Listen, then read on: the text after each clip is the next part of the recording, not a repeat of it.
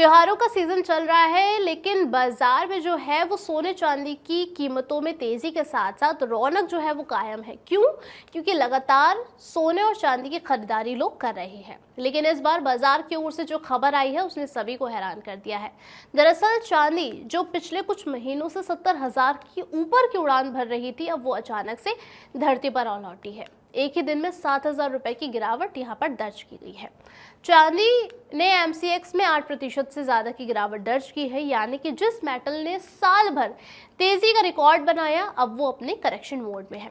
अगर आप पिछले कुछ सालों की बात करें तो धनतेरस के वक्त जो चांदी है उसकी कीमत तकरीबन 99,700 प्रति किलोग्राम पर बनी हुई थी, और इस साल चांदी ने 70,000 से ऊपर की रफ्तार पकड़ी, यानी कि लगभग 75% की शानदार ग्रोथ यहाँ पर देखी गई। लेकिन अब सवाल उठता है कि आखिर अचानक से ये करेक्शन क्यों आया है।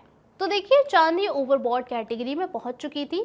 अगर आप इंटरनेशनल लेवल पर देखें तो कॉमेक्स पर सिल्वर फ्यूचर्स ने रिलेटिव स्ट्रेंथ इंडेक्स में 75 से ऊपर की रीडिंग दी थी, यानी कि शॉर्ट टर्म में इसको देखा जाए तो ये एक हेल्दी करेक्शन है।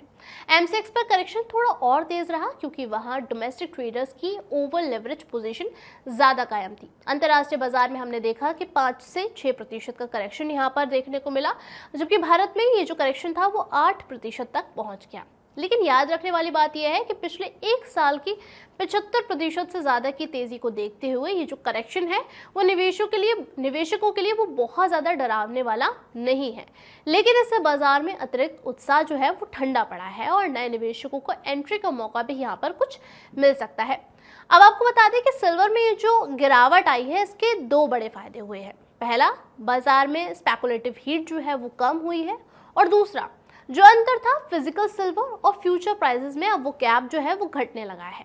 कई प्रमुख म्यूचुअल फंड्स जिन्होंने अपने सिल्वर फंड ऑफ फंड्स में लमसम निवेश रोक दिए थे, अब वो फिर से निवेश के मोड में आ सकते हैं, क्योंकि प्रीमियम जो है वो धीरे धीरे कूल डाउन हो रहा है। अब इसके अलावा अमेरिका और चीन के बीच ट्रेड वॉर की जो जगह है, अब उसकी जगह दोस्ती की बातचीत शुरू हो चुकी है। दोनों देशों के बीच में व्यापार समझौते की तैयारी चल रही है और इसका जो असर है वो प्रीशियस मेटल्स पर साफ दिखाई दे रहा है।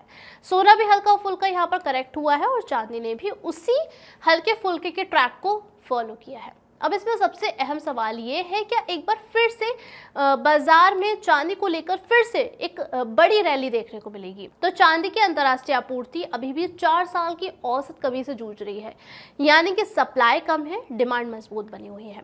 इसी के साथ अब आपको बता दें कि आपने अगर हमारे पहले की कुछ सिल्वर रिलेटेड वीडियोस देखी होंगी तो हमने उसमें आपको बताया कि जो सिल्वर है वो सिर्फ और सिर्फ ज्वेलरी ही नहीं बल्कि बहुत सारे इंडस्ट्रियल वर्क में बाय प्रोडक्ट भी इस्तेमाल की जाती है, जिसमें EV भी है, सोलर पैनल्स भी हैं। तो इस वजह से इंडस्ट्रियल लेवल को देखा जाए, ज्वेलरी सेक्टर को देखा जाए, तो हर जगह जो सिल्वर है उसकी डिमांड जो है वो बहुत ज़्यादा बनी हुई है, मजबूती के साथ कायम है, लेकिन इसकी जो सप्लाई चेन है वो बहुत ही ज़्यादा वीक है, जिसकी वजह से इसकी कीमतों में भी इसका असर देखने को मिला है। और अगर चीन और अमेरिका के बीच सहमति बन जाती है तो सोलर पैनल्स, इलेक्ट्रिकल व्हीकल्स और इंडस्ट्रियल ट्रैक्टर्स के लिए चांदी की डिमांड जो है वो और ज़्यादा बढ़ सकती है। इसलिए मौजूदा स्थिति बताती है कि चांदी की कीमतें अब स्थिर रह सकती है, लेकिन किसी बड़ी गिरावट की गुंजाइश फिलहाल नहीं दिखती है। अगले एक हफ्ते से 10 दिन में चांदी की कीमतें और ज़्यादा स्थिर होती हमें नजर आ सकती है और फिर बाजार एक नए कंसोलिडेशन फेज में प्रवेश करेगा। अब आप हमें कमेंट करके ज़रूर बताइएगा कि क्या आप सिल्वर रैली के लिए तैयार हैं या फिर अगली आपकी सिल्वर स्ट्रैटेजी क्या होने वाली है।